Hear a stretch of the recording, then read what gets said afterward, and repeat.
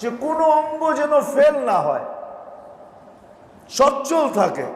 এটার জন্য আল্লাহ আমাদেরকে পদ্ধতি শিখাইছেন আল্লাহ রসুলের মাধ্যমে, যে সকালবেলা উঠা তুমি সুবহানাল্লাহিল আযীম ওয়া বিহামদিহি ওয়ালা হাওলা ওয়ালা কুওয়াতা ইল্লা বিল্লাহ 3 বার পড়ো, তাইলে সন্ধ্যা পর্যন্ত তোমার কোনো অঙ্গ ফেল হবে না।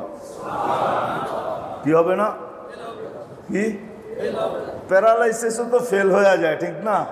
হ্যাঁ, কোনো অঙ্গ ফেল হবে না, এই বডির কোনো অঙ্গ ফেল হবে না। কাজ কম করতে পারে কিন্তু ফেল হবে না, ফেল হবে না। সুবহানাল্লাহিল আযীম ওয়া বিহামদিহি ওয়ালা হাওলা ওয়ালা কুওয়াতা ইল্লা বিল্লাহ। কয়বার? 3 বার, মাত্র 3 বার। হ্যাঁ,